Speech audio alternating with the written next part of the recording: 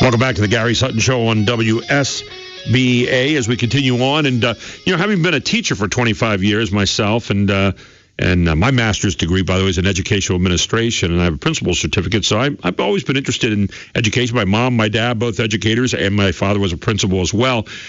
So I've always been interested in education, not only as a student, but also as one who tried to do a good job of being a teacher.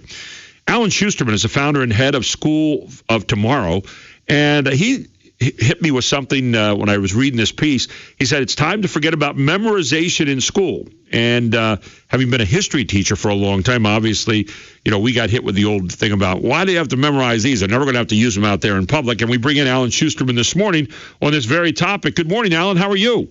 I'm doing great, Gary. Hey, I want to congratulate you on your trimline success. That's thank you. Awesome. Thank you, man. I really appreciate it. And I want to congratulate you on catching my interest here on this particular subject, because I'm always, I think we're going through a great change right now in the way we look at public education, and we look at education in general in this country. And obviously what you're saying is right in the middle of all that when you're talking about it's time to forget about memorization.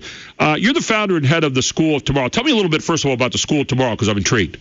Okay, so first of all, I'll correct the name. It's School for Tomorrow, and there's some significance to that, in that we're really about preparing kids for tomorrow. And unfortunately, the schools that we have now in our country are schools of yesterday. Okay.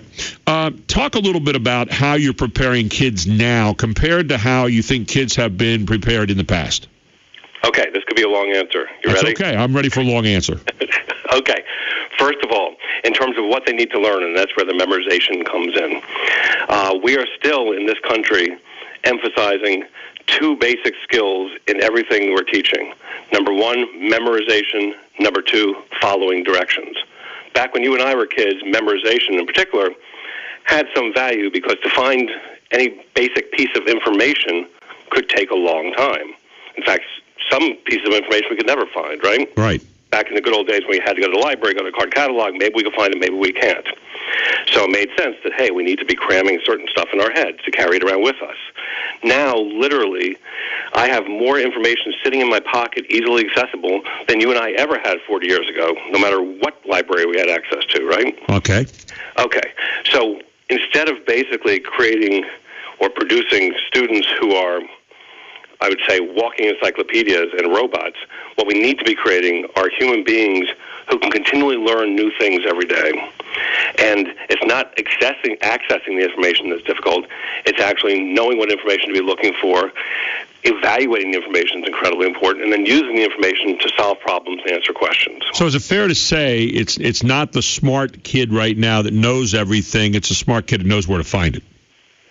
I'd say it's a smart kid that knows, once they find it, how to evaluate it and use it. Okay, all right. But what I'm saying, when you take it just from the first level of memorization, the very first thing is knowing where to go to find it, and then the second level is going to be, okay, now I found it, now can I synthesize that into something else there, right? Exactly. And the whole idea that we are still having kids basically memorize textbooks that now are just a little bit longer than they used to be in our day is crazy, frankly. It's a waste of time and waste of brain power. Is there any place where, as you've analyzed this, Alan, that you see where memorization still has a role to play anywhere in the whole process?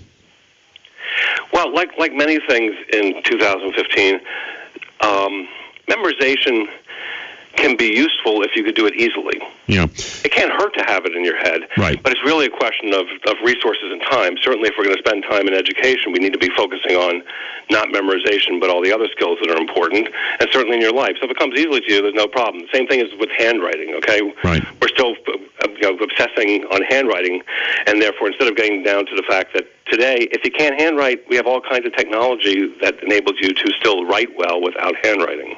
I think, though, you look at, the collision of all the various generations we have today, and this is probably why we still have, this is kind of in flux, that, you have the traditional generation, it's still here. You have the baby boomer generation, it's here. You have Generation X, you have the millennials.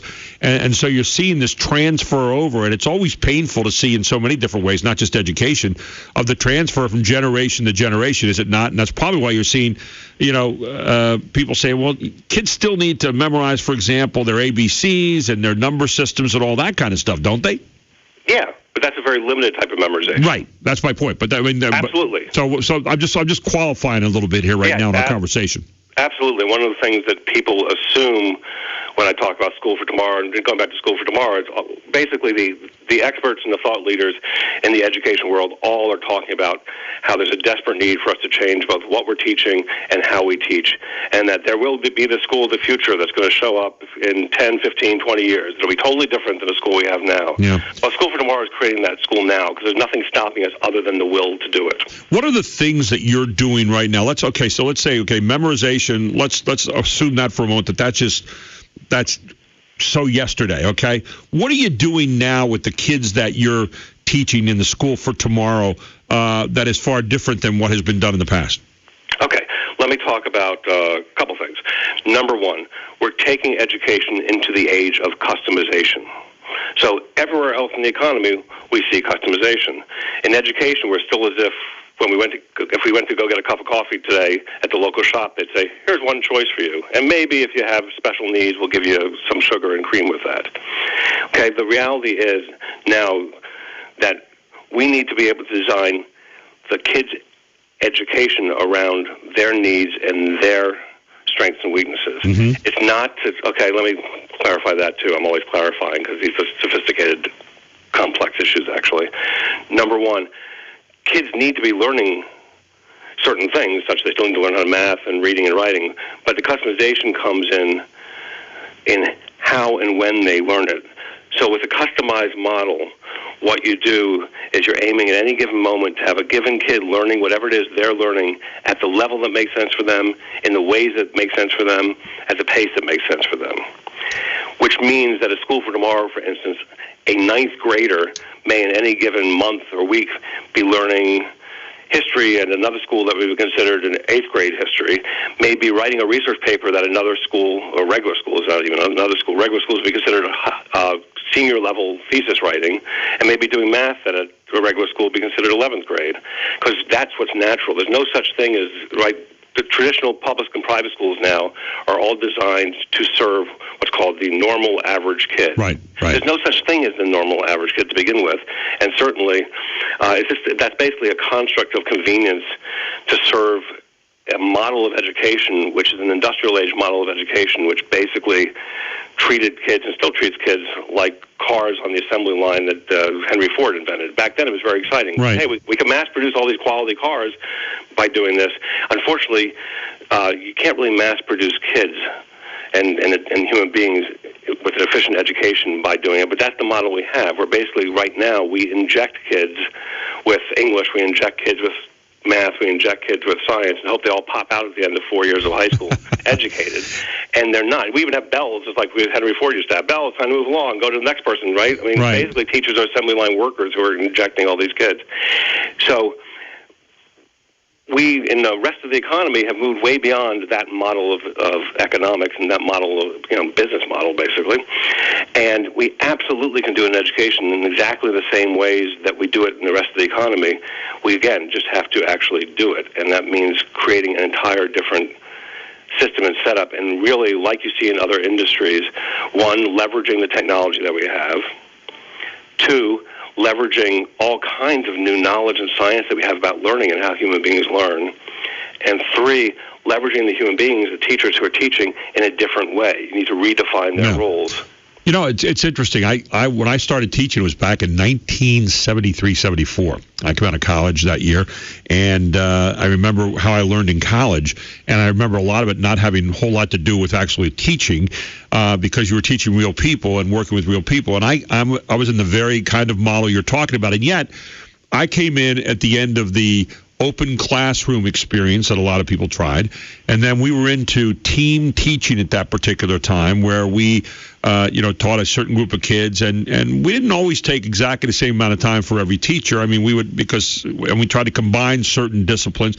So my point being that I've seen over the years in education, at least my look at it, that and I did it for 25 years before I got into this business, that we used to throw stuff against the wall to see if it worked, and I'm not sure it always worked terribly well. I'm not sure teachers or people that did it were always necessarily really adept at doing it. And so you can understand that there are people who have skepticism when they say, "Oh, okay, well here we go again," but I also understand what you're saying here. I'm really keeping an open mind on this because I think that if I were to go back and teach social studies and history now, and I stopped teaching it in, let's say, 1998, 97.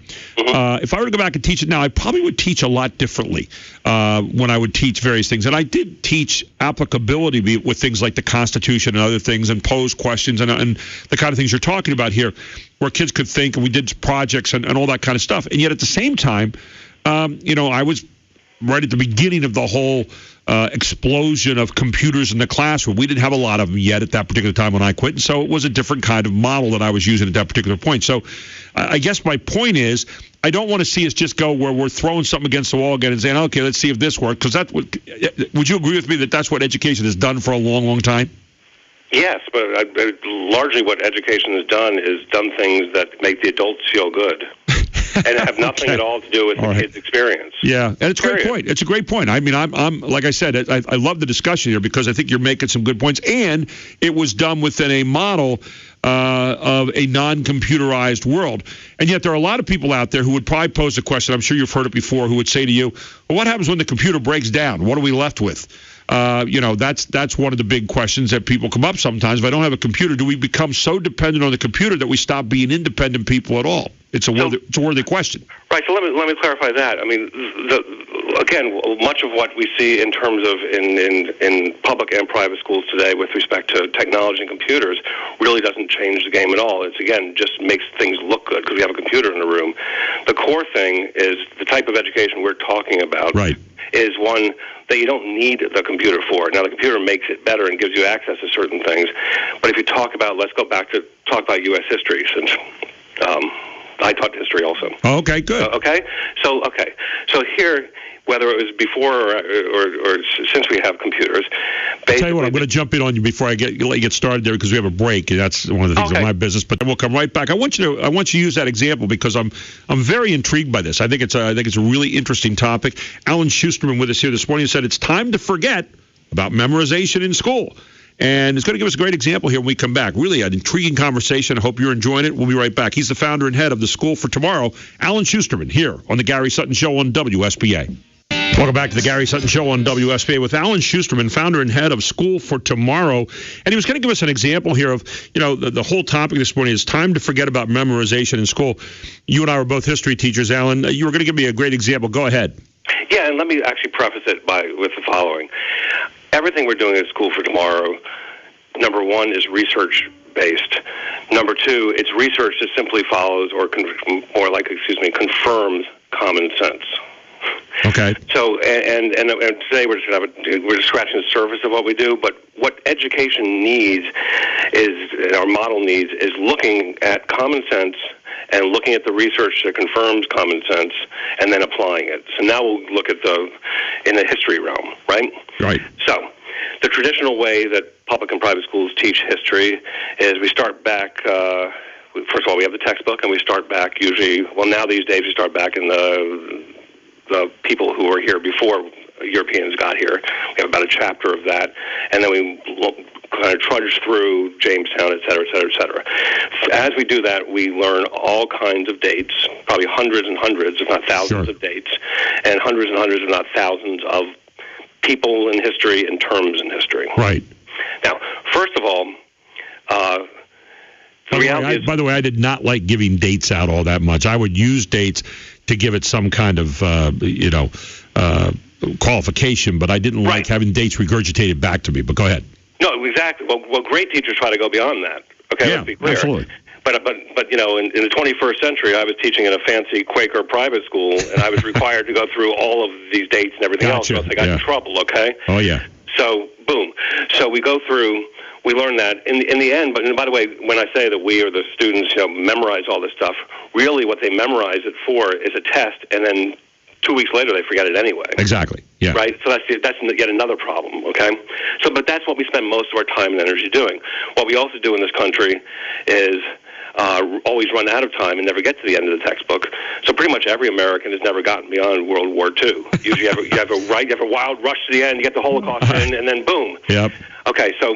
Know the problem well, but go ahead. Right, okay. So now it's not surprising that adults and kids don't know even that totally relevant events happened 20, 30, 40 years ago to what's happening today. I mean, look, I'm a big believer in learning from history, but the history that's most relevant would be the history most recent. And yet we don't even get to that in most schools. So now what we really need to do with history is, and I like the way you talk about dates, you don't need to know the dates other than as kind of markers in time. Yeah, it's a context. Right. Yeah, it's context. What we need to be able to know is basically the story of America. And then the way you teach that also is very different. You teach it in a storytelling way, you teach it in an engaging way, you teach it in a way that ideally connects to the current world. Right. So, in fact, an approach that I had with history is start with current events. Mm-hmm. Current events now is what kids are actually could be interested in. It's their world. But then as you get something current events, then you have something that, we now hear about this. Well, when did that first start? We hear, presidential elections, you could run a whole entire school year on a presidential election. Because the other thing I haven't talked about is something called interdisciplinary learning or transdisciplinary learning, where you don't just learn history in a vacuum and then learn English in a vacuum, but you learn everything through big picture questions and problems. We did a little of that with the team teaching approach with a couple teachers that I had a chance to work with, and we saw some of that. Have about a minute coming up, a minute and a half left here. Okay. What are the results you're seeing so far, Alan, with this approach? I mean, that's what a lot of people, I'm sure, are thinking out there. Okay, so bottom line. We've got an incredibly diverse range of students, which is something else that's very different than other private schools, at least. We believe in the full diversity of learners, so we have geniuses and we have kids who've been tested with below-average IQs, et cetera, et cetera, et cetera. Kids are coming from all over the place. Everybody at SFT so far has been happier, healthier, learning more relevant material than they could anywhere else, period. Basically, if you look at things, we are so antiquated and so far behind in the education world that even if you start scratching the surface of what we can be, and that's what SFT is doing, just begin to scratch the surface of the education we can provide kids in the 21st century, it's life-changing and game-changing for them. And that's the excitement. We're very much a work in progress at SFT. We love people to come visit us at all times. We want people to learn from us, and we want to show what kids are able to learn and do and become in the 21st century if given the right learning environment. And I know you're doing a lot of project-based kind of learning schools. Yep, lots of project-based. Right. Yep. And so where can people go to find more information on this? Because I think it is, I think in a time when we're looking to become better educated in our country and be better throughout the world, where can people go to find more information on this? So come to our website at sftedu.org, and anyone should feel free to email me if they're interested in more. As I said, I want to spread the word on this, and I hope that the whole country at some point will have access to this type of education. My email address is Shusterman, that's ASHUSTERMAN @sftedu.org. Alan, I really enjoyed talking to you today. I hope we can do it again. I'd like to follow up on this and get even into more detail, but thank you for what you're doing out there for kids. Thank you for what you're doing for the educational system, and we'll look forward to talking again very soon, my friend. Thank you for having me, Gary. Thank you, Alan. Take care now. You too. Alan Shusterman with some interesting ideas. Time to forget about memorization. Time to get kids being able to think about things and talk about them a little bit. And I can't disagree with the idea of getting them to being able to analyze and think and do all those kind of things. And sometimes maybe we've gotten away from that over the years.